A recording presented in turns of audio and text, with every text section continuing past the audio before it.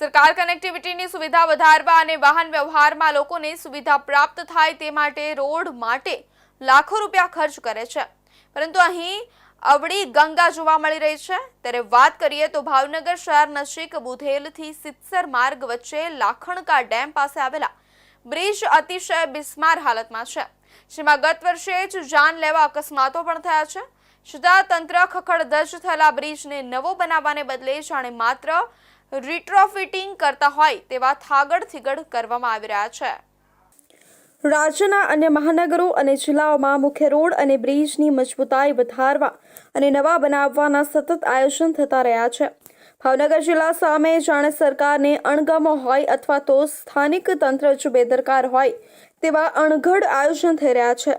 શહેરની નજીક આવેલા બુધેલથી સિત્સર રોડ વચ્ચે લાખણકા ડેમ પાસે આવેલા પહોળાઈમાં પણ સાંકડા એવો બ્રિજ વર્ષોથી જર્જરિત હાલતમાં છે અને બ્રિજમાં લોખંડના સળિયા દેખાઈ ચૂક્યા છે, છતાં તંત્ર ખખડધજ થયેલા બ્રિજને નવો બનાવવાને બદલે જાણે માત્ર રીટ્રોફિટિંગ કરતા હોય તેવા થાગડ થીગડ કરવામાં આવી રહ્યા છે। આ અંગે અનેકવાર સરકાર સુધી જર્જરિત બ્રિજની વાત પહોંચાડી છે, પરંતુ તેની કોઈ ગંભીરતા લેવામાં આવતી નથી।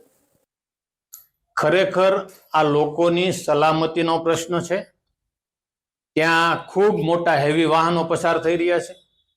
ભાવનગરથી સોમનાથ સુધીનો જે મેઇન હાઈવે બન્યો એના કારણે વાહનોની સ્પીડ પણ ખૂબ વધી છે। ત્યારે જે સરિયાઓ કોરોઝન લાગી ગયો હોય, ટોટલી સરિયાઓ કાટી ગયેલા હોય, આપણી ગુજરાતી ભાષામાં કહીએ તો આ કોરોઝન વાળા સરિયાને બદલવા જ પડે, આ બ્રિજને નવેસરથી બનાવવો જ પડે। લાખણકા ડેમ પાસેના બ્રિજ પર બ્રિજની જર્જરિતતાને કારણે વારંવાર અકસ્માતો સર્જાતા રહેતા હોય છે। 5 મહિના પહેલા જ બ્રિજ પરના મોટા ખાડા તારવવા છતાં રેલિંગ તોડી ટ્રક નીચે ખાબક્યો હતો અને 4 કલાકની જહેમત બાદ ટ્રક ચાલકને બચાવાયો હતો અને તે પહેલા આજ બ્રિજ પરથી પંજાબથી ઘઉં ભરેલું વાહન નીચે ફટકાતા 3 શ્રમિકના મોત નીપજ્યા હતા। આટલી ગંભીરતા હોવા છતાં નેશનલ હાઈવે ઓથોરિટી દ્વારા માત્ર પેચ વર્ક કરી મન મનાવ્યું હતું અને હવે પડું થઈ રહેલા આ જર્જરિત બ્રિજને વાઇડનિંગ સાથે નવો બનાવવાની બદલે માત્ર રીટ્રોફિટિંગ કરતા હોય તેમ રિપેરિંગના થાગડ થીગડ કરી રહ્યા છે। તંત્રવાહકો પણ જાણે એકબીજા માટે ખો નાખી રહ્યા હોય તેમ ગંભીરતા લઈ સમસ્યાનું આગામી લાંબા સમય સુધી નિવારણ આવે તેવો કોઈ પ્રયાસ નહીં કરતા હોવાનો પણ રાહદારીઓ અને વાહન ચાલકોમાં આક્રોશ છે।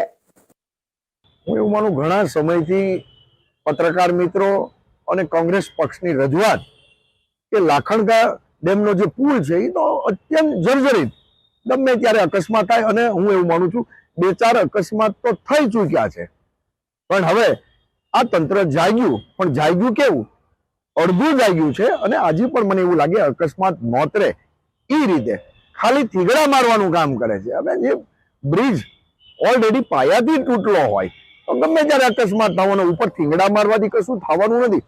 આ અંગે નેશનલ હાઈવે ઓથોરિટીના ભાવનગર ખાતે બેસતા અધિકારી હેમંત યાદવ સાથે વાત કરતા તેઓ કેમેરા સામે કંઈ નહીં કહેવા સ્પષ્ટ ના પાડી હતી અને તેઓને મીડિયા સામે કંઈ પણ બોલવાની ઓથોરિટી ન હોય તેમ જણાવ્યું હતું।